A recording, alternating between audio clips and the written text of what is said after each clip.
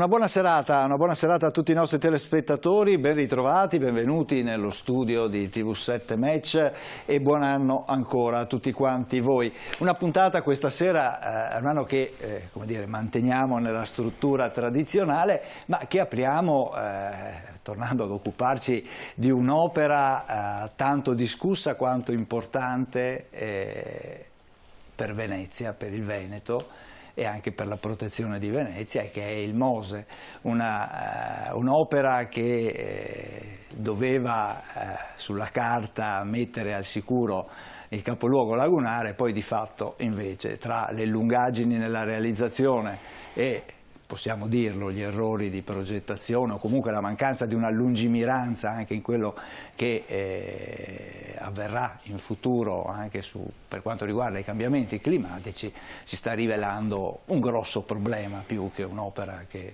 difende Venezia. Il problema Mose, diciamo, ha mille problematiche. Diciamo che anche qualsiasi opera non è tanto la perfezione dell'opera stessa, ma è nel contesto in cui io vado a mettere l'opera. Perché un conto che questa opera vada a chiudere per esempio un torrente, dico un'acqua dove un fondo è abbastanza solido, e un conto è metterla in mezzo al fango oppure in mezzo alla sabbia. Di conseguenza le paratoie prima o dopo si insabbieranno e dovrò continuare a pulirle, ne dico una delle tante. Quindi l'altro problema, quando il Mose è stato posato, hanno raddoppiato la portata dell'acqua all'interno della laguna. Per quale motivo? Perché una volta il fondo delle bocche di porto era fatto a V, parte diciamo centrale più profonda dove passavano le navi, le altre invece andavano a sfioro. Mettendo il Mose è stato costretto a tagliare diciamo orizzontalmente, di conseguenza la portata dell'acqua è aumentata e se il Mose resta aperto la portata aumenta e il tempo di riempimento della laguna aumenta, perché ricordiamoci che la laguna non è collegata al mare, ma non ha la stessa marea contemporanea, è come un polmone. Il polmone che viene riempito dalle 3 bocche di porto. Se io creo una entrata, aumento la capacità di entrata dell'acqua, naturalmente abbrevio l'invasione dell'acqua all'interno di Venezia e della laguna. La stessa cosa che è stata fatta ancora negli anni 70 con il canale dei Petroli. Io lo scrissi a suo tempo, quindi parliamo di 50 anni fa, dissi che questa sarebbe stata, e difatti se guardiamo statisticamente, la laguna che aveva riempimenti diciamo abbastanza limitati, automaticamente con l'apertura del canale dei Petroli è raddoppiata, triplicata il riempimento della laguna. E questo perché? Perché hanno approfondito il canale fino a 20 metri, l'hanno allagato di 400 metri e chiaramente è una portata d'acqua che prima era imprevedibile e impossibile. Quindi sono state le opere umane a creare difficoltà. Il Mose doveva essere quello che impediva l'entrata, ma in realtà la facilita, non solo. Ma poi, collocato in quelle posizioni, il Mose funziona. Terza cosa, l'orientamento delle paratoie è giusto. Quarta cosa, il progetto esiste o se soltanto un'ipotesi di progetto, ma poi non è stato verificato effettivamente la funzionalità del Mose. Ecco, queste sono alcune delle domande per cui noi ci troviamo che Venezia comunque, Piazza San Marco, va sott'acqua. E non dovrebbe succedere, no? Al di là di questo, poi abbiamo un Presidente di Regione che è stato, diciamo, passato qualche tempo nelle nostre patrie galere e è successo che, naturalmente, c'era tutto il retroscena del Mose, un progetto che praticamente è stato dato il libero arbitrio all'azienda che costruiva il Mose di fare quello che voleva. La terza cosa è il mantenimento del Mose. abbiamo fatto un calcolo, ma ne parleremo anche adesso, che il costo di manutenzione del MOSE supera il valore del MOSE. Se io faccio un debito in banca di 20 anni, no, riesco a fare il secondo MOSE fatto bene, però tecnicamente alla luce delle prove che abbiamo fatto fino adesso, no, quindi degli errori che sono stati fatti, si può progettare un po' e risparmiamo, ma un MOSE che non dura 100 anni, perché tra 100 anni l'acqua sarà aumentata per il cambiamento climatico e tutto il resto, quindi abbiamo 1000 cose. Quanto è costato il MOSE? Miliardi, parliamo di circa 7 miliardi, ma attenzione, doveva costare 2,5, con lo smontaggio dei cantieri. Noi oggi abbiamo pagato 7 miliardi e ancora i cantieri dove abbiamo sparso, abbiamo inquinato e abbiamo con cemento, perché bisognava costruire dei cantieri dove naturalmente le strutture dovevano essere adeguate, eccetera, dovevano essere demoliti per lasciare la laguna pulita, perché il MOSE nasce da un concetto: vogliamo che non turbi il panorama della laguna. E invece è successo esattamente il contrario. Allora, con noi abbiamo 2 esperti che ci aiuteranno a capire un po' meglio, ma soprattutto abbiamo una cosa fondamentale, che è il libro. Allora, diciamo ai nostri interpretatori e vediamo un attimo il testo, che è il primo libro, se lo vogliamo far vedere.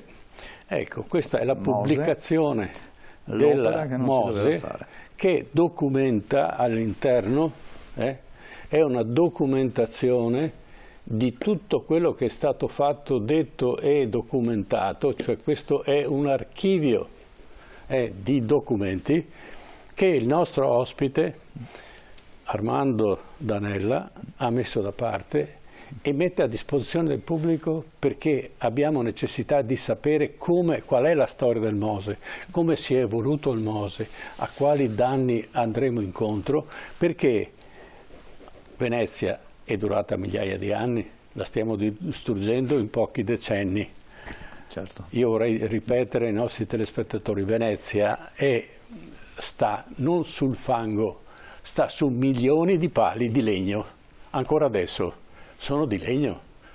La Basilica di San Marco sono milioni di pali di legno piantati per terra, e una volta c'erano proprio le persone adatte, no? Che erano quelli, li chiamavano i battipali, cioè erano 3, mettevano un palo infilato nel fango e poi con dei martelli, con delle mazze molto grosse, a mano, colpo dopo colpo, mettevano sul fondo, ed erano il ponte di Rialto è appoggiato su pali, non su cemento o su altre materie, su pali di legno, e stanno ancora in piedi, e noi non riusciamo a fare un MOSE con la tecnologia che abbiamo oggi. C'è qualcosa che non funziona. Quindi il magna magna funziona ancora, però. Certo.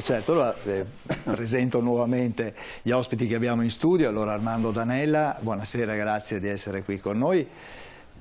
Buonasera a lei, autore di questo libro, MOSE, l'opera che non si doveva realizzare, editore Unicorn, e ringrazio per essere tornato qua nei nostri studi l'ingegner Vincenzo Di Tella. Buonasera ingegner Di Tella, grazie anche a lei per essere qua, è un esperto di opere offshore, ha lavorato per la Tecnomare per tanti anni ed è autore anche lui di un libro di cui abbiamo avuto modo di parlare peraltro anche qui nei nostri studi, intitolato Il MOSE e la difesa di Venezia. Eccolo qua che lo vediamo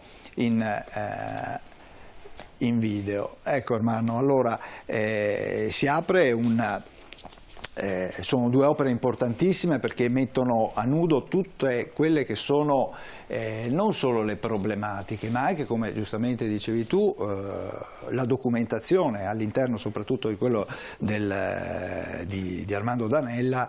È raccolta tutta la documentazione che ad oggi, a quanto pare, una parte di questa anche non sia neanche più disponibile. Una parte è stata archiviata, una parte non si sa dove sia archiviata, quindi speriamo che esca fuori tutto. Comunque qui c'è tutta la documentazione, è una fotocopia, di conseguenza, se uno vuole ricostruire la storia. I due libri possono essere associati, perché? Perché il libro, diciamo questo dell'ingegnere Di Tella, è praticamente la spiegazione è semplice, perché il Mose è complesso da spiegare. Noi sono anni che torniamo su questo discorso. E è stato uno sforzo da parte degli autori di questo testo, perché volevano spiegare con estrema semplicità quali sono state le problematiche del Mose e quali problematiche pone il Mose. Allora questo lo può leggere chiunque, anche la casalinga, perché è di una semplicità unica ed è stato uno sforzo notevole da parte di tecnici molto, diciamo, preparati a portare il livello, la conoscenza a questo livello. La semplicità è sempre la cosa più difficile da utilizzare. Il secondo invece è il completamento del primo, oppure il primo è, diciamo, la parte espansiva del secondo, dove noi abbiamo il Mose e abbiamo la documentazione dei procedimenti, di tutta la parte, diciamo, burocratica, eccetera, quindi possiamo ricostruire tranquillamente tutto. In questo senso lascerei però, naturalmente non posso spiegarlo io, lascerei la parola ad Armando Danella. A me fa piacere che si possa discutere di questa opera, grande opera, però sulla base di una documentazione, in maniera che non ci siano dei dubbi o delle incertezze su chi sostiene una certa tesi. Cioè, questo volume ha voluto un po' raccogliere l'iter procedimentale del Mose, tutto dall'inizio fino agli anni 80, fino addirittura da quando è iniziata la legge speciale per Venezia, che è degli anni 70, proprio per dimostrare che quest'opera è stata contestata perché si sapeva che non avrebbe funzionato, o perlomeno non era all'altezza della problematica che sta emergendo sulla salvaguardia di Venezia. Allora vigeva un sistema tale per cui avevamo un concessionario che era autoreferenziale, cioè non accettava critiche, non siamo mai riusciti a fare un confronto tecnico col concessionario. Non siamo mai riusciti a organizzare un dibattito tra tecnici sulla bontà dell'opera e sulle funzionalità che essa ha e sui difetti che potrebbe avere. L'unico momento in cui siamo riusciti, parlo come Venezia, i veneziani, o perlomeno la comunità veneziana rappresentata da un sindaco che era Cacciari allora, per la prima volta è riuscita a organizzare un confronto tecnico tra le parti, mentre prima si parlava solo di quel progetto. La valutazione di impatto ambientale parla di quel progetto, mentre con l'amministrazione Cacciari siamo riusciti a fare degli incontri tecnici che potevano anche individuare delle soluzioni alternative a quel progetto. E ci sono stati degli incontri che vengono riportati tra l'altro fedelmente dal libro, in maniera che tutti si rendano conto che il dubbio sul Mose c'è stato, ma è stato addirittura depennato dall'allora organismi dirigenti che era il governo Prodi, tanto per non far nomi, Prodi e Di Pietro. Cioè, e quindi noi siamo in presenza oggi di un'opera che si sapeva che non aveva futuro e che però noi adesso la stiamo toccando con mano, cioè il Mose c'è, funziona, al di là di tutti i problemi che potrà avere, però è messo in opera. Funziona, però non è funzionale. Però, no, che funzioni, io ho grossi dubbi e per dimostrare che quei dubbi non ci sono, devono fare delle riunioni tecniche per verificare tutto quello che per esempio era messo in rilievo dall'ingegnere Di Tella a proposito della risonanza subarmonica. Ma al di là di questo, noi quella battaglia l'abbiamo persa, perché oggi siamo in presenza del Mose E allora nel libro anche si dice che sì, è persa quella battaglia perché è lì il Mose, però il cambiamento climatico ci dà una possibilità di rivalsa, perché sarà il cambiamento climatico a dichiarare la fine del Mose, a dire che quell'opera dovrà essere rottamata perché altrimenti farà un danno alla laguna e anche a Venezia. Questa ipotesi adesso viene messa in risalto perché in questo momento noi abbiamo una chiusura continua delle bocche di porto. Cioè quell'opera, siccome è stata concepita con un'idea che prima parlava lei del regime delle maree lagunari, Sì. le quali maree lagunari pretendevano una volta uno scambio mare-laguna molto più ridotto di quello attuale. E l'iniziativa dei progettisti del Mose parte da un presupposto errato, o perlomeno non preso nella giusta considerazione, che sono i principi della morfodinamica e della idrodinamica, perché quella portata d'acqua che oggi abbiamo con il Mose doveva essere ridotta, ma doveva essere ridotta alla stregua della laguna dell'Ottocento.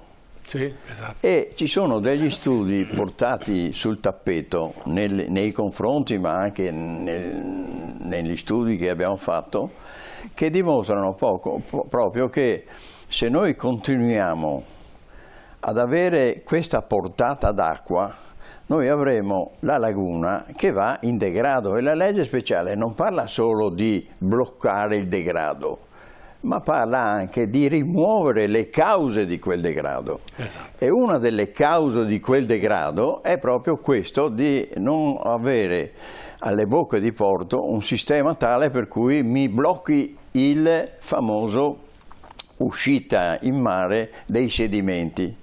Certo. Che portano alla laguna che nel breve tempo diventa un braccio di mare. Quindi questi problemi qua che sono noti, conosciuti e che vorremmo col libro che perlomeno quando si affronta sto tema che vengano conosciuti un po' da tutti, che non parliamo a vanvera, quindi ci sono già delle ipotesi di lavoro che potrebbero essere approfondite, che potrebbero essere, però da subito noi proponiamo che quell'opera venga messa in discussione, perché fra pochissimi anni noi avremo che la chiusura della laguna sarà talmente frequente che noi la laguna la chiudiamo, cioè muore per asfissia, sì. Non c'è più ricambio idraulico, non c'è più l'ossigenazione, non c'è più la vivificazione delle parti più estreme della laguna. Perciò stiamo attenti su questo tema di quanto durerà il Mose, il meno possibile, perché sta facendo già dei danni. E allora l'ipotesi dell'approccio verso la salvaguardia dato dall'allora Comune di Venezia attraverso la facoltà di idraulica di Padova, dal PAOS, doveva avere un approccio di separare le maree medio-alte dalle maree eccezionali. E quindi si diceva che le maree medio-alte, che sono quelle che vanno da 1,10 a 1,40, e le maree eccezionali sono quelle che oltre l'1,40, dovevano essere separate in maniera che si diminuisse la portata delle bocche di porto. Se si faceva questo con dei sbarramenti mobili oppure permanenti di riduzione delle sezioni delle bocche di porto, si andava verso la laguna dell'Ottocento. In più noi avevamo anche e potevamo evitare la fuoriuscita di sedimenti che oggi stanno dragando la laguna. Certo. Questo argomento è talmente attuale che se voi vedete le ultime rilevazioni delle maree degli ultimi anni, noi abbiamo tantissime acque medio-alte, certo, e meno, poche, quelle eccezionali. Se noi riuscissimo a separare la medio-alta dall'eccezionale, noi il Mose lo avremmo chiuso solo e soltanto per quelle eccezionali, ma non per le medio-alte, perché le medio-alte vengono abbassate, le maree, attraverso questi posizioni di materiale permanente alle bocche di porto, cioè nella diminuzione delle sezioni noi eliminiamo le maree medio-alte. Non solo, ma le alte maree in laguna sono più lunghe, perché la marea riempie subito la laguna. Avendo una portata maggiore alle bocche di porto, la laguna si riempie subito. Quello che diceva lei, le bocche di porto dell'Ottocento, dobbiamo spiegarlo ai nostri telespettatori, perché le bocche di porto non erano profonde. Quindi la portata dell'acqua era limitata, quindi il tempo di riempimento della marea già incominciava alla bassa marea e di conseguenza c'era un equilibrio che oggi non c'è più, perché se le bocche di porto se le paratoie sono aperte, la laguna si riempie immediatamente perché è troppo fonda, sia diciamo, la bocca di porto di Malamocco sia la bocca di porto del Lido sono troppo profonde, perché lì dovevano entrare quello che è stata la grande, diciamo, discussione delle grandi navi che entravano a Venezia, perché le grandi navi hanno bisogno di un fondale più basso, di conseguenza abbiamo aumentato la quantità di acqua che entrava e questo accorcia il tempo di riempimento della laguna e di conseguenza l'alta marea in laguna è molto più lunga rispetto invece a quella che succedeva all'epoca appunto alla fine dell'Ottocento eccetera. Prego, ingegnere Di Tella. Posso dire una cosa su questo argomento? Il nostro progetto prevedeva proprio... Scusi, diciamo ai nostri telespettatori, lei ha presentato un progetto alternativo a quello del Mose che è stato bocciato perché costava troppo poco, lo dico io. Sì, prego, ma anche per quello sì. Ma diciamo, tra l'altro la commissione istituita proprio dal comune di cui il dottor Danella faceva parte, scelse proprio il nostro progetto come alternativa al Mose. Certo. Il nostro progetto si qualificava, tra le altre cose, su questo argomento, per aver noi alzato le soglie, ridotto e anche ristretto le bocche di porto come sono adesso, perché i pontoni galleggianti su cui erano sistemate le paratoie avevano queste strutture emergenti che restringevano la laguna. Ora questo fatto, che evidentemente avrebbe portato a questi risultati di cui state parlando, no? Fu criticato da chi analizzava il nostro progetto, che diceva no, non possiamo compararlo perché sono basati su concetti diversi, cioè non rappresentano, il nostro progetto non riproduceva quello che faceva il Mose. Certo. E quindi è stato quello che era un vantaggio del nostro progetto è stato considerato uno svantaggio perché non permetteva di fare quello che avrebbe fatto il Mose. Certo. Su questo argomento dello scambio, poi ci sono altri problemi che presentemente poi potevo integrare quel progetto dei pontoni sommergibili che è molto versatile, può sostenere qualsiasi profondità. Nel caso specifico della bocca del Lido, la bocca del Lido col progetto Mose è a meno 12. Ormai le navi crociera dalla bocca del Lido non passano più. Per forza. Certo. E quindi quelle ipotesi che si faceva di ridurre la sezione delle bocche di porto e i modelli matematici che abbiamo fatto li portano a meno 7 la bocca del Lido, dentro l'ostacolo trasversale alle bocche che c'è, i pontoni sommergibili possono essere benissimo sopra i 7 metri. Certo. Quindi già adesso c'è un difetto strutturale che il Mose dà come conseguenze negative, perché ci teniamo una bocca di porto a meno 12 e non passano le navi più.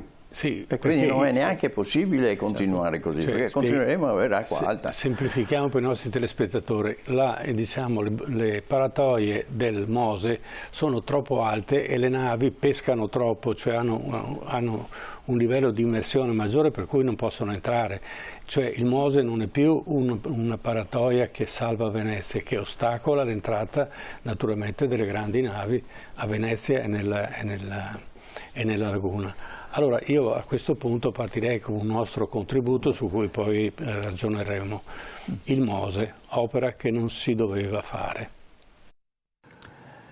Il Mose, modulo sperimentale elettromeccanico, è una delle opere pubbliche più ambiziose e discusse del nostro Paese. Progettato per proteggere Venezia dall'acqua alta, il sistema di dighe mobili, dopo decenni di lavori e ritardi e un costo complessivo di oltre 6 miliardi di euro, è ancora incompleto. Tuttavia il progetto ha suscitato critiche fin dalla sua concezione, portando molti a chiedersi se il Mose fosse davvero necessario o se rappresenti un colossale errore.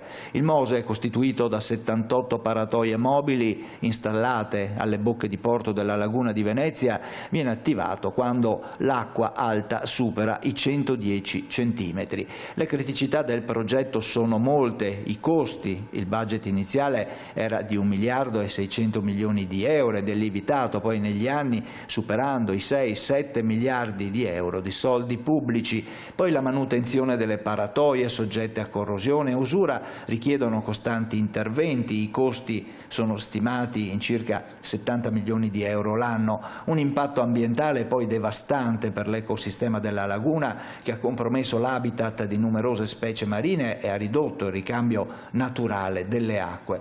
Corruzione e scandali, poi il Mose, lo ricordiamo, è stato al centro di uno dei più grandi scandali di corruzione in Italia. Nel 2014 oltre 30 persone tra politici e imprenditori furono coinvolte in un sistema di tangenti che ha rallentato e aumentato i costi. E sono molti gli esperti che sostengono che il Mose sia un errore e sono state proposte alternative meno invasive, più sostenibili, come il rafforzamento delle difese naturali della laguna o il rialzamento delle rive di Venezia, soluzioni meno spettacolari ma che avrebbero avuto un impatto minore sull'ambiente lagunare e sui bilanci pubblici. Il Mose inoltre risolve solo temporaneamente il problema dell'acqua alta a Venezia. Con l'innalzamento del livello del mare causato dai cambiamenti climatici, le barriere sono destinate a diventare inutili in pochi decenni. Insomma, il Mose è un monito su come la cattiva pianificazione e la mancanza di visione a lungo termine possono trasformare una necessità in una fonte di problemi. Venezia, simbolo di bellezza e fragilità, merita soluzioni più lungimiranti per affrontare le sfide di un cambio climatico futuro che è già iniziato. Prego, ingegner Di Tella, qual è il punto critico? Perché ammettiamo che un po' alla volta la gente, soprattutto la parte tecnica, politica, si renda conto di quello che sta succedendo, cioè riusciamo a difendere Venezia? Mi sembra fino adesso di no, e lo stiamo dicendo ormai da 10 anni. Però c'è stato un tempo di produzione di queste paratoie e se noi andiamo a farne degli altri abbiamo un tempo di rifacimento e naturalmente che sarà un tempo di rifacimento dove dovremo usare il vecchio Mose comunque per ostacolare le grandi maree, ma nello stesso tempo la necessità di fare il secondo. Quindi la decisione è fondamentale per poter fare l'alternativa, se questa naturalmente viene recepita dalla politica, ma un'alternativa che sia veramente valida e mi azzardo di suggerire di andare in cerca dei progetti di Leonardo da Vinci dove le porte si aprivano a libro ed era una cosa estremamente semplice e non costava molto perché all'epoca addirittura si aprivano tirando le porte, si aprivano tirando con la fune, con dei cavalli eccetera eccetera. Quindi e questo consentirebbe comunque alle grandi navi di passare perché il canale di Panama, le porte del nuovo canale di Panama sono state fatte a Monfalcone e sono costate $1,5 miliardi di dollari. e a Panama si mangia come in Italia. Di conseguenza sarebbero costate forse anche meno. Prego, ingegnere. Sì, il problema è, allora, uno dei problemi del Mose e la lievitazione dei costi proprio sta nel fatto che è durato un tempo spropositato, cioè non esiste un'opera che ha bisogno di 10 anni, quasi 20 anni. 20 anni. No? Da quando è stato iniziato il progetto a quando poi sono state installate le prime paratoie. No? E questo, diciamo, è uno dei motivi dei costi, ma che chiaramente è dovuto e voluto dal sistema in cui più costa, più c'è margine per... Di manovra. Di manovra, usiamo questa parola molto, molto semplice. Ora, un altro dei problemi è che il progetto che noi in quel tempo avevamo presentato era che si poteva fare in un paio d'anni. Cioè, quei pontoni con le paratoie sommergibili in un cantiere navale attrezzato, in 1 anno e mezzo si costruisce. Quindi poi sarebbero stati altri 6 mesi per preparare le trincee, eccetera, eccetera. Una volta costruite e portate sul posto venivano affondate e zavorrate e il Mose funzionava, senza sistema di controllo, senza niente, eccetera. Quindi avrebbe funzionato in maniera molto più semplice. Quindi pensare a cosa fare per dopo, si va su quella strada lì. Certo. Io adesso qui non vorrei anticipare perché a me non piace parlare di cose quando non ce l'ho già fatte, però diciamo che quello che posso dire è che con il mio amico e collega Paolo Vielmo, sì, che è un coautore di questo libro, stiamo pensando a cosa si potrebbe fare, proprio nell'ottica di intanto di utilizzare al massimo quello che c'è, perché chiaramente lì ci sono tutti i cassoni di fondazione già esistenti e quindi poterli utilizzare come supporto a una nuova struttura che può essere messa sopra è un fatto importante, perché evita di fare altri lavori, no? Cioè, lo sforzo che stiamo facendo, e poi quando saremo pronti vi chiederemo anche di poterlo presentare, oltre a presentarlo al pubblico, certo, sicuramente verremo qui a presentarlo. Ha proprio lo scopo di ridurre la dimensione delle bocche di porto. Ma soprattutto di convincere i politici che bisogna cominciare subito. Ma come diceva il dottore prima, cioè, o si convincono perché quando con l'incremento del medio mare, le simulazioni che ha fatto il professor Dal Paus, no? Che dice che entro una decina d'anni bisogna chiudere per 250 giorni all'anno. Sì, 4.500 ore all'anno. A questo punto con uno statismo di 30 centimetri. C'è poco da dire, cioè, si dovranno rendere conto di questo. Cioè, purtroppo o per fortuna, perché poi dipende dai punti di vista, no?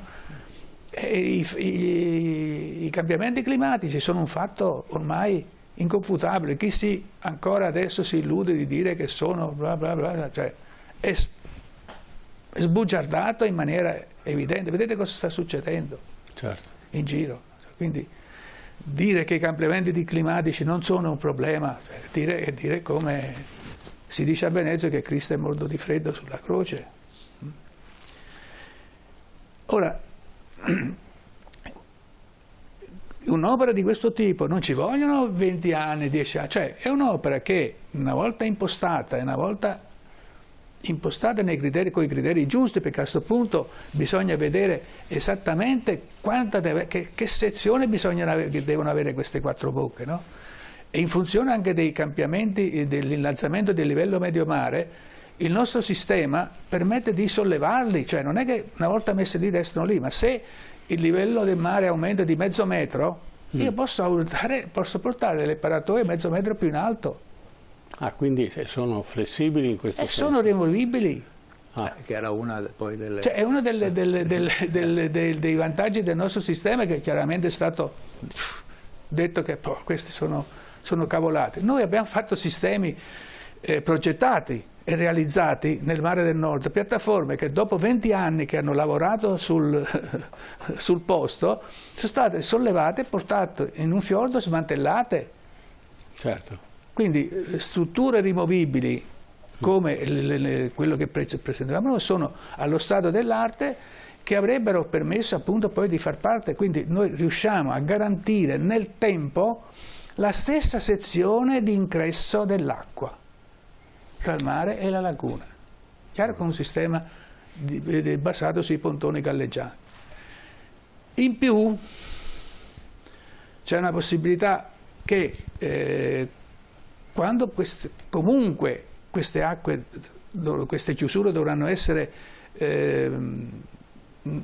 moltiplicate, perché comunque l'incremento del livello del mare porterà a maggiore acque alte, no? Sì. Numero di acque alte. E bisogna porsi anche il problema dello scambio, cioè la laguna non può restare piena, chiusa per tanto tempo, quindi anche riducendo, quindi anche riportando lo scambio in termini più corretti, eccetera. Cioè, comunque il problema si pone e quindi anche su quello noi ci stiamo lavorando. Sì. Cioè, è un lavoro, cioè una cosa che stiamo facendo noi così un po' per divertimento. Indipendentemente da qualsiasi bando di concorso. Assolutamente. Assolutamente. Cioè ma come per il passato, noi il progetto che abbiamo fatto con VM e con Gaetano Sebastiani l'abbiamo presentato al Comune di Venezia e regalato al Comune di Venezia. Noi non abbiamo preso una lira. Questo è male. Sì, sì, però noi pensavamo a Venezia, non pensavamo ai soldi, che se avessimo pensato ai soldi probabilmente avremmo fatto un'altre scelte, no, nella nostra vita. Quindi diciamo, il problema di cosa fare per il futuro, diciamo che noi ce l'abbiamo abbastanza chiaro, e ripeto, io adesso ho un po' accennato, ma con Vielma avevamo detto un po' di non parlarne, perché vogliamo parlarne quando poi abbiamo le carte, perché il nostro modo di lavorare è quello, cioè noi non buttiamo diciamo, la stampella al di là dell'ostacolo, no? Noi vogliamo avere dati concreti per dire si può fare in questo modo, si può fare con questi costi presunti, tra l'altro adesso i costi comunque delle materie prime sono diverse da quelle di 20 anni fa, no? E risolve questi problemi, 1, 2, 3 o 4, 5, 6, fatti in questo modo, e si può costruire in questo tempo, e non sono tempi biblici, sì, certo. Sicuramente, perché quei pontoni sommergibili a cui noi stiamo pensando, si va in un qualsiasi cantiere navale e si costruisce, e lì per le dimensioni che ci sono, più di 15, 18 mesi non ci impiegano per costruirli. Questi sono i tempi corretti per la costruzione. Certo. Chiaramente si scelgono diversi cantieri, non si fanno tutti gli 8 pontoni nello stesso cantiere, si distribuisce in 3 o 4 cantieri, si dà a un cantiere unico il coordinamento di tutto e si realizzano, e man mano che si costruiscono vengono installate e funzionanti, perché nel momento il sistema di paratoia a gravità che noi avevamo progettato, che avevamo presentato al Comune di Venezia, una volta che viene installato nello stesso momento funziona. Certo. Perché non ha bisogno di altro. Certo, sì. Non come io suggerirei una soluzione, perché adesso chiaramente noi portiamo avanti una certa, diciamo, ipotesi tecnologica, e di conseguenza è soggetta a discussioni o naturalmente a posizioni controverse. Quello che sarebbe importante è che le autorità mettessero in piedi una commissione, e che questa commissione in maniera scientifica vada a verificare quello che noi stiamo dicendo, che anzi che voi state dicendo, noi siamo soltanto il portavoce, voi siete i tecnici, ma ci sono anche altri tecnici che abbiamo avuto ospiti qui che si sono interessati del Mose e della soluzione per salvare Venezia. Quindi una commissione è indispensabile, la quale alla fine dirà sì o dirà no, ma almeno abbiamo una commissione che è al di fuori, diciamo, degli interessi di parte, e che dirà è fattibile, come è fattibile, è realizzabile, in quali tempi, e soprattutto far capire al politico, che naturalmente non può essere un ingegnere, perché normalmente non sono ingegneri che vanno in politica, ma che si renda conto della necessità di prendere decisioni politiche per risolvere questo problema, perché di Venezia ce n'è una sola, finita Venezia non ce ne sono altre, e l'acqua alta in questo momento sta erodendo, e l'abbiamo dimostrato in altre trasmissioni, il sottofondo dei palazzi, il sottofondo della Basilica di San Marco. Quando verranno liberati la melma, il terreno che ci sta sotto, e i pali saranno esposti all'acqua, diciamo, che sostiene la Basilica finisce col crollare. E non è che ti avvisa prima, verrà giù quando vuole, perché nessuno è in grado in questo momento di stabilire questo. Ma per esempio il fatto di fare un muro, diciamo una difesa della Basilica, per certi aspetti apparentemente aiuta, ma in realtà l'acqua sotto entra ed esce ed erode, perché gli mettono nella condizione di fare una operazione che prima non faceva. L'acqua alta saliva, ci sono delle condotte che entrano nella Basilica per compensare la pressione dell'acqua dell'alta marea esterna con quella interna della Basilica. Questa l'avevano progettata oltre 1000 anni fa, non erano scienziati come siamo noi con i computer, l'avevano progettata. Avevano il buon senso, avevano il buon senso. No, erano realistici. Il buon senso. Ecco, oggi stiamo facendo esattamente, cioè con la scienza che abbiamo a disposizione, l'esperienza che abbiamo a disposizione, facciamo esattamente il contrario, cioè mettiamo a rischio le fondamenta della Basilica di San Marco. Vediamo già che le fondamenta della piazza San Marco la stanno riparando adesso, tant'è che è uscita le fondamenta di una torre, chissà quando è stata fatta, e lo stanno facendo sulla piazza di San Marco, perché la spinta dell'acqua da sotto muove naturalmente quelle che sono le pietre che tengono insieme la... E allora a questo punto, prego. No, volevo inquadrare il che fare soprattutto, perché sembrerebbe che il Mose c'è, non si può fare più che tanto, aspettiamo la tragedia. No.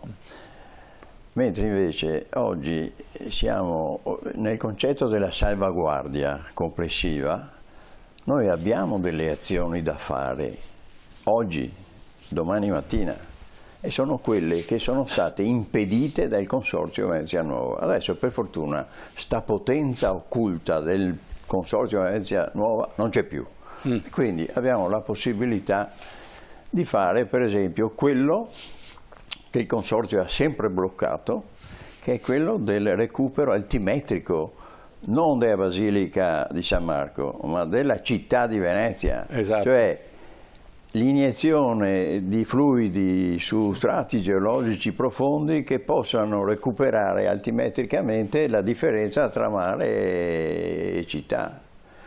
Questa è un qualcosa che il sapere dell'università, che per mestiere studia questi problemi, non è mai stato possibile proprio perché il Mose, cioè il Consorzio, vedeva una soluzione del genere come mettere in discussione il Mose stesso. Quindi la prima cosa da fare è incrementare la ricerca su questo fenomeno per arrivare a un recupero altimetrico. La seconda cosa è quella di dire che bisogna separare le acque medio-alte da quelle eccezionali, in maniera che con questo si possano ridurre non solo le sezioni, ma anche la larghezza delle bocche, perché mettendo dei contrafforti o comunque delle strutture permanenti che diminuiscono la sezione, abbiamo la possibilità dopo di agire sullo spazio libero con appunto il paratoio a gravità per esempio. E questo è un qualcosa che è stato detto, ripetuto, perché le 3 bocche sono 1700 metri.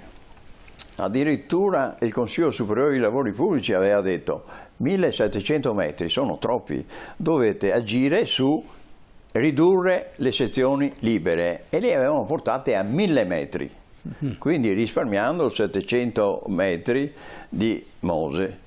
Cosa che invece non è stata fatta questo. Beh, se no si spendeva poco. Appunto, e quindi queste robe qua si possono fare anche domani mattina. Certo. Si possono cominciare perlomeno e evitare carrozzoni tipo quello del Corilla, in maniera che siano gli organismi statali a poter organizzare ricerche di questo tipo. Perché noi abbiamo un apparato dello Stato, come il Ministero dell'Ambiente, il Ministero della Ricerca, che sono efficientissimi. Perché devo dare in mano a privati roba che possono gestire benissimo, visto che la laguna è un bene pubblico e dobbiamo evitare che ci siano speculazioni per niente. Quindi queste robe qua, quello che a me interessava dal libro non è solo quello di raccogliere i documenti in maniera che tutti sappiano di che cosa parliamo, è anche quello di dire che ci sono delle prospettive che dureranno 20, 30, 50 anni, dopo vediamo il resto. Però da adesso in poi noi possiamo arginare questo fenomeno, attenuare il fenomeno dell'acqua alta con questi sistemi. Però cominciamo subito. Certo. Se gli organismi decisori tentennano ancora con un accanimento terapeutico nel dover continuare con il MOSE, che tra l'altro porta via un sacco di risorse, perlomeno almeno cominciamo con iniziative alternative, che tra l'altro il MOSE non è che lo finiscano domani mattina, perché credono di collaudarlo col sole, con l'acqua calma, come fanno ogni tanto i capi del governo che arrivano, vanno lì, vedono che il MOSE si alza e sono soddisfatti, il MOSE funziona. Ma insomma, uno difficilmente può parlare con gente del genere.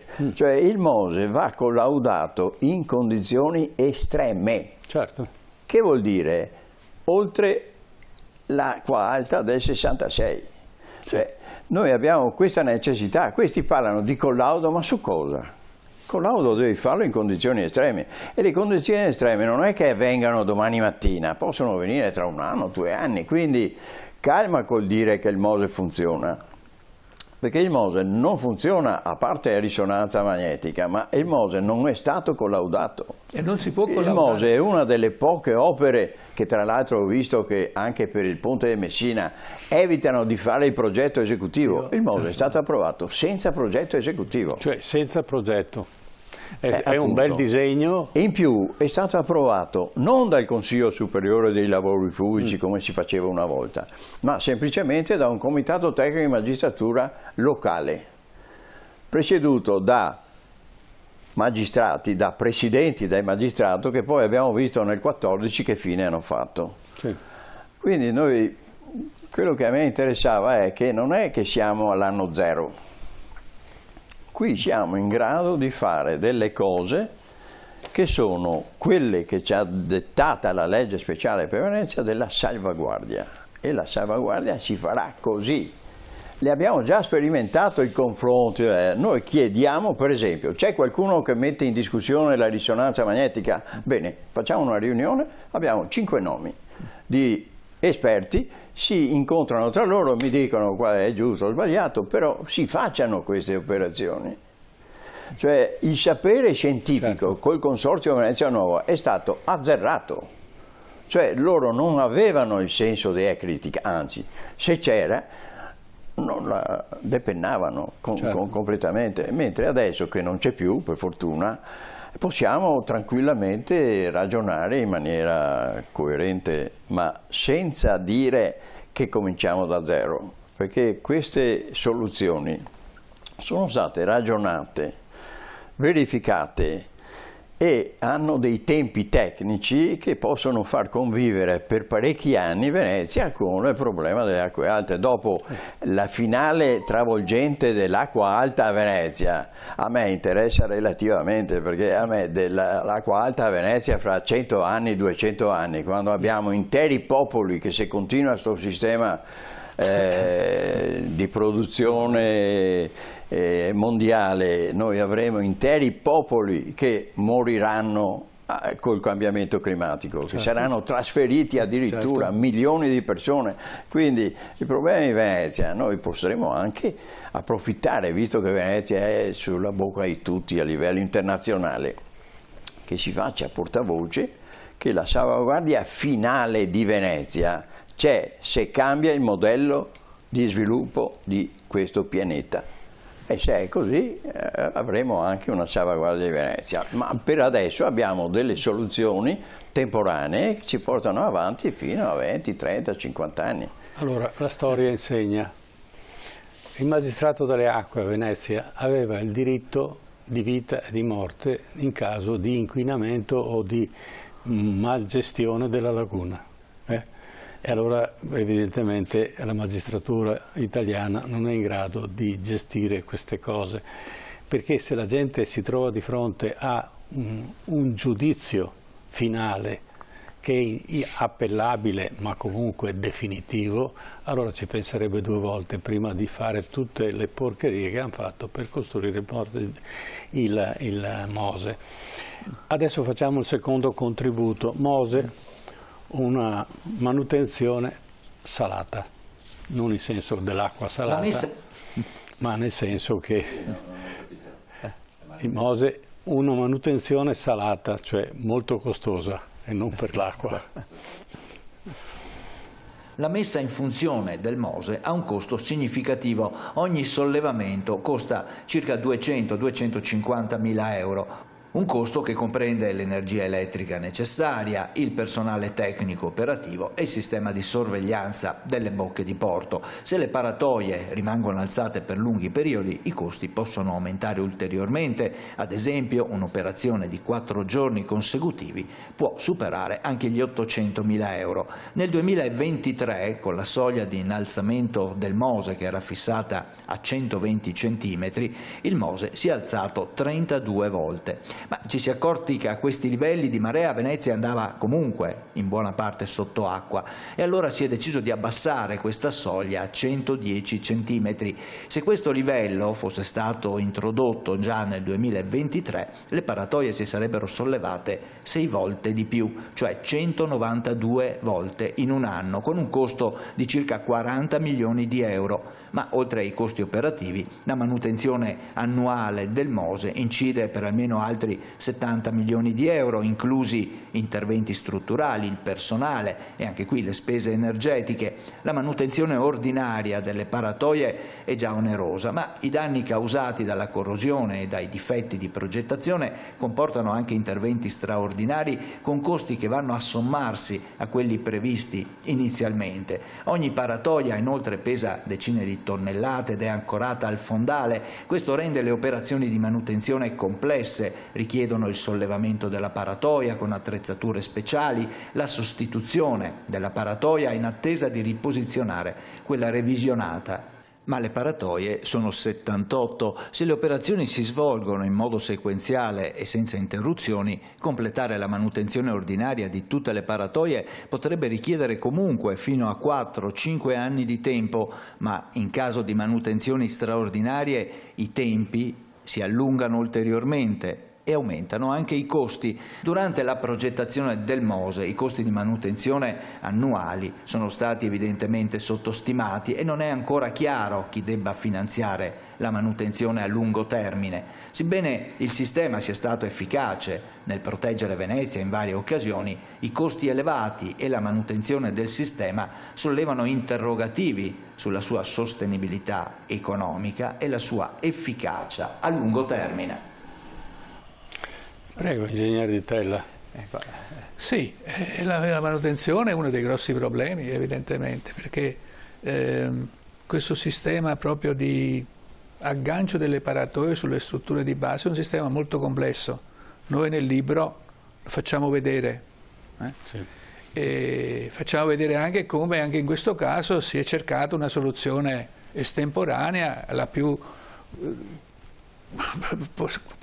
costosa possibile, mentre invece c'erano soluzioni, e noi lo documentiamo in maniera ineccepibile e incontestabile, soluzioni che sarebbero costate molto di meno e non ci sarebbe stata necessità di avere i tunnel subacquei, quindi con una riduzione di costi estremamente ridotta. Ma anche rischi, perché i tunneli subacquei bisogna mantenerli, perché se c'è un'infiltrazione è un disastro. Certo. Quindi diciamo c'è tutta questa tematica qui. E quindi diciamo che anche nelle scelte tecnologiche fatte sulla soluzione che poi è stata realizzata, sono state fatte delle scelte che non tenevano conto di quelle che erano le conoscenze già acquisite. Cioè di questi connettori che noi documentiamo ci sono installati in giro centinaia, tutte le tension leg che hanno installato nel mondo, eccetera, le strutture di supporto, di ancoraggio di queste strutture e tutte le teste pozzo, eccetera, hanno tutti questi connettori meccanici che operano intanto in ambiente marino, in acqua di mare, e non all'interno di strutture a pressione atmosferica. E quindi sono fatti con materiale, con sistemi diciamo, di attuazione molto semplici, sicuri ed affidabili. Per cui, diciamo, anche facendo quello che è stato fatto, si potevano risparmiare una marea di soldi, rendendo le operazioni molto più semplici, sicure e affidabili di quelle che invece sono attualmente previste. Ma c'è un'altra cosa che prima abbiamo accennato, però non abbiamo approfondito, che è il collaudo. Il MOSE non è collaudabile. Quindi oggi sui giornali c'è scritto il MOSE sarà collaudato. Quello che loro chiamano collaudo non è collaudo, in termini tecnici si chiama commissioning, cioè è una verifica che tutti gli impianti che sono stati realizzati funzionano perfettamente e se c'è qualcosa che non funziona si sostituisce, si fa funzionare. Ma il funzionamento del sistema nel suo complesso richiede di verificare quel sistema nelle condizioni estreme, come diceva il dottor Danella, no? Quindi con onde, no, di 6-7 metri di altezza, con periodi che vanno dagli 8 ai 13 secondi, eccetera, eccetera. E questo non è possibile.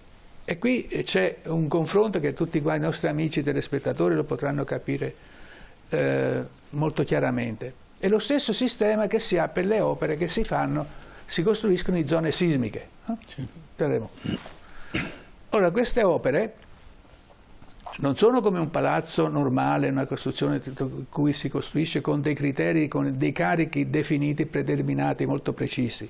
Cioè io faccio un ponte, sul ponte devono passare tante tonnellate a metro lineare di carichi, no? E quindi progetto il sistema per quei carichi. E poi, una volta costruito, faccio la verifica facendo passare i camion carico, come abbiamo visto sul ponte a Genova, no? Quello che è stato rifatto, eccetera, per verificare se le frecce, eccetera, sono coerenti con quelle che sono state calcolate. Quello è il collaudo statico delle opere che si fa per le opere civili tradizionali. Ma il MOSE, come le strutture in zona sismica, non sono progettate con carichi definiti, ma sono carichi statistici. Nel caso nostro l'onda dei 100 anni, dei 1000 anni, un'onda che si può verificare una volta in 1000 anni. E non posso aspettare 1000 anni per vedere se funziona. No? Certo. Come pure il terremoto, io progetto la struttura per sostenere quel tipo di accelerazioni, ma non aspetto che avviene il terremoto per vedere se funziona. In questi casi cosa si fa? Si fa il progetto e si verifica il progetto.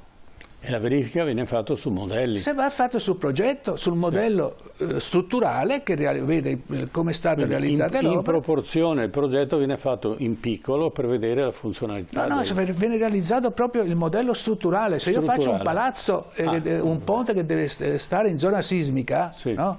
Io faccio il modello del ponte, poi gli metto le accelerazioni sotto le fondazioni e vedo se il ponte resiste. Quello che dovranno fare anche per Messina, no? Sì.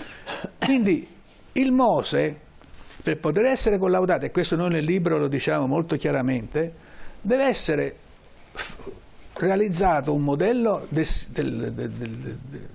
dell'operatore così come è stato realizzato, con i disegni che si chiamano as-built, per come è stato costruito, no? Sì. Con i pesi giusti, con le masse giuste, eccetera. Si fa quel modello e si vede come ha fatto Principia, no? Sì.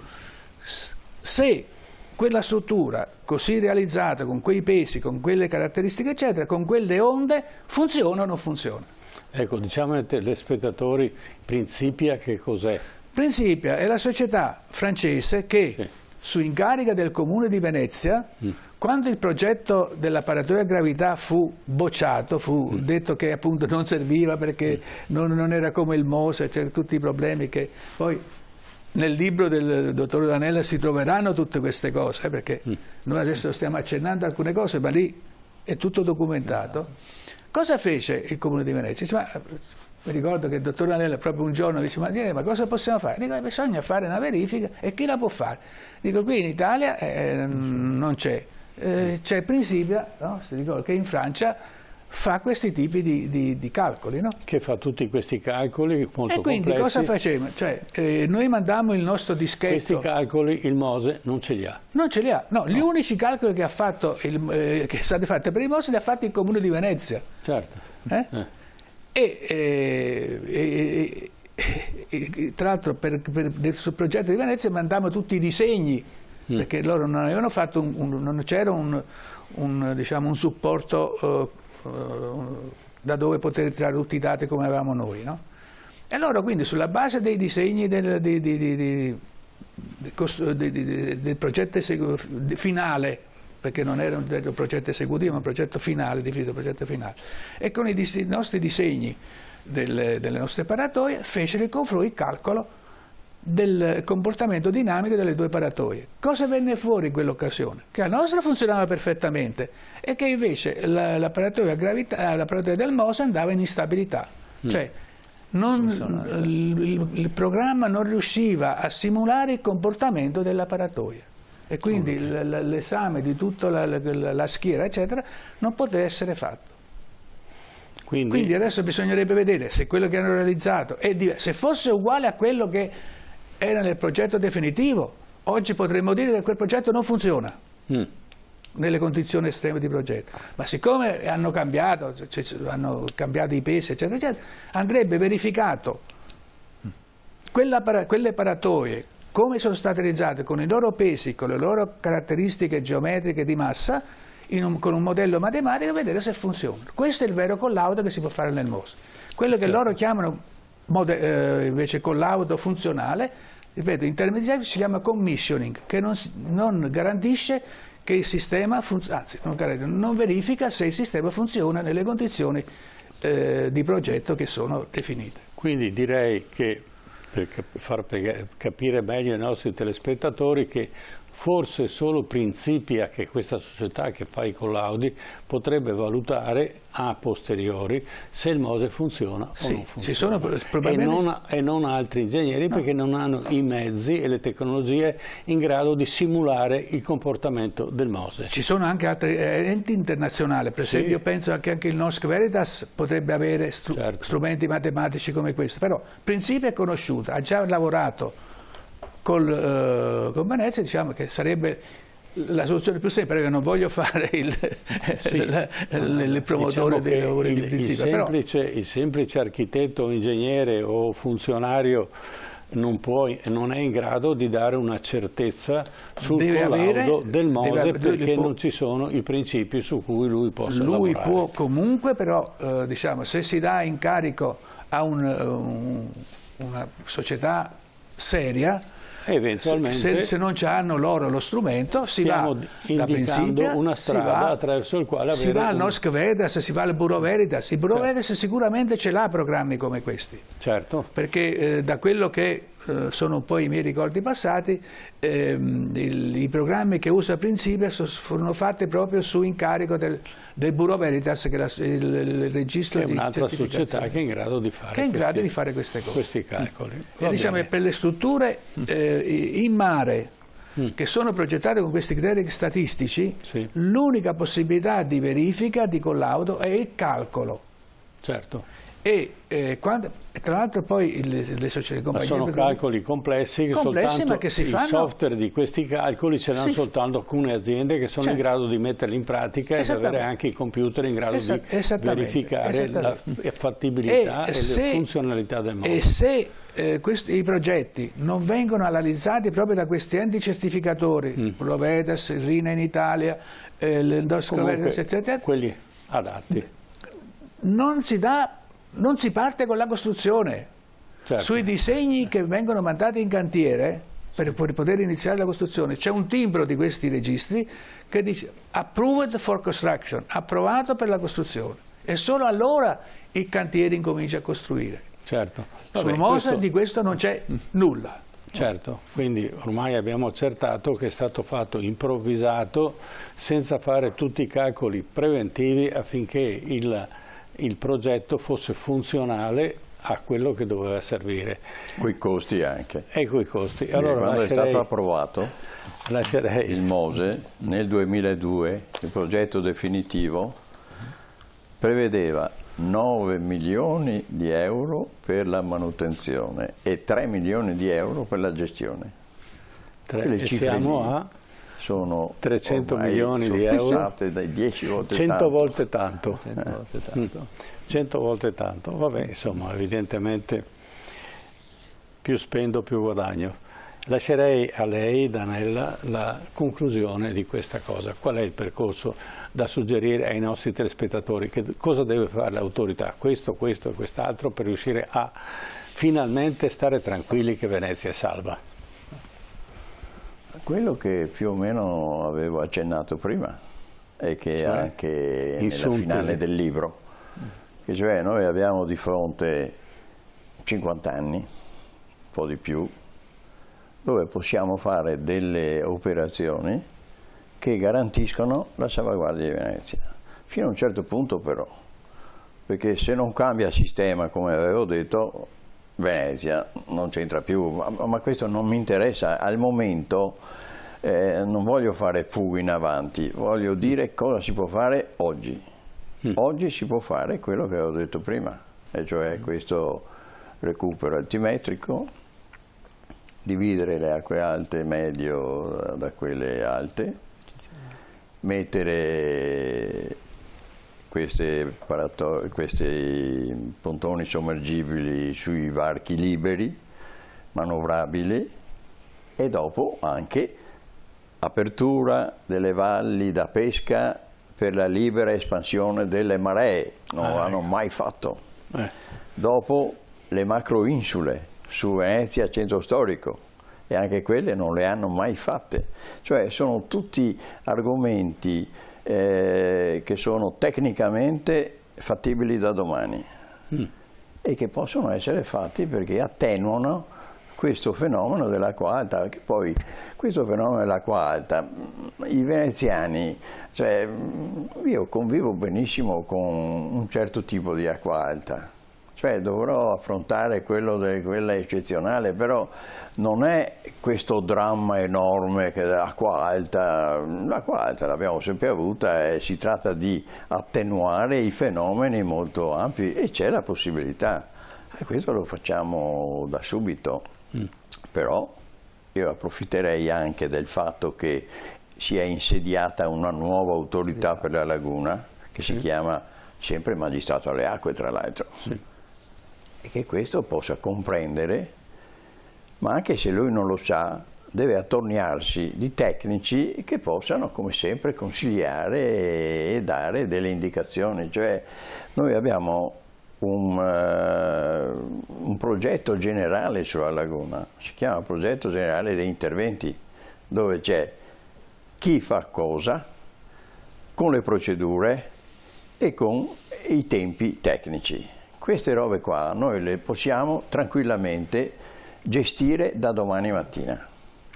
Certo, allora volevo approfondire un attimo il concetto che lei ha dato, apriamo le paludi che stanno dietro la laguna, perché una volta la laguna era molto più ampia, giusto? Quindi il tempo di riempimento della laguna era molto più lungo. Quindi la portata delle bocche di porto non riusciva a riempire, a fare alzare la marea all'interno della laguna tanto quanto oggi, perché la laguna aveva una capienza maggiore, era un polmone molto più grande. Riducendo il polmone io riempio naturalmente con le maree e l'apertura delle bocche di porto, l'approfondimento delle bocche di porto, facilito la grande marea e soprattutto l'acqua alta a Venezia. Ma poi c'è un altro fatto che naviga e che naturalmente non c'entra con il MOSE, però c'è qualcuno che progetta di fare il canale di petrolio, approfondire il canale di petroli, renderlo più profondo per fare entrare le navi porta container. Questo è un progetto che è uscito, che stanno macinando, eccetera, eccetera. Cosa vuol dire? Vuol dire che andremo ulteriormente ad aggravare la problematica del riempimento della laguna, perché se io aumento la capacità delle bocche di porto, soprattutto quelle di Malamocco, va bene, aggravo ulteriormente la problematica che Venezia ha, quella dell'acqua alta, perché l'acqua alta cosa succede? Una volta l'acqua alta non arrivava ai livelli che abbiamo oggi, ma c'erano addirittura negli edifici c'erano delle protezioni, i mattoni venivano messi sopra il livello dell'acqua alta.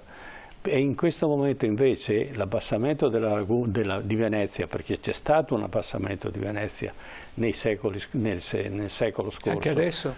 Perché pompavano acqua da sotto, quindi è stato un abbassamento di molti decine di centimetri, per cui oggi l'acqua è più alta perché abbiamo le maree più alte, abbiamo portate della bocca di porto, ma nello stesso tempo abbiamo l'effetto di affondamento di Venezia, che è determinato naturalmente dal grande conte Volpi di Misurata, che ha creato Marghera, che è stata la disgrazia di Venezia. Sì, tra l'altro questo discorso è un po' come il gatto che si morde la coda, no? Sì. Perché io allargo il canale dei Petroli, sì, facilito l'ingresso di acqua, aumento il numero di chiusure che devo fare e quindi chiudo il porto. Sì, definitivamente. Quindi capisce che allargo per far entrare queste navi, però devo chiuderle perché aumento il numero di acqua. Cioè faccio esattamente il contrario di quello che dovrebbe fare Mose.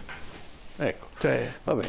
Quindi diciamo che anche questo argomento è trattato nel libro. Ah sì? Prego. È proprio sulla quota che deve avere il porto di Venezia, cioè il porto di Venezia non può portare le transoceaniche, portacontainer a Marghera, sa che i fondali non ci sono e il limite dei fondali della bocca di Malamocco, da dove passa il naviglio commerciale, non può essere maggiore dei 12 metri, cioè navi di terza generazione che pescano 10,30 metri, più 1,5 metri di francochiglia, e quelle possono passare, e tutte allora le rinfuse, le tecnologie che vengono portate con container possono benissimo passare per di là.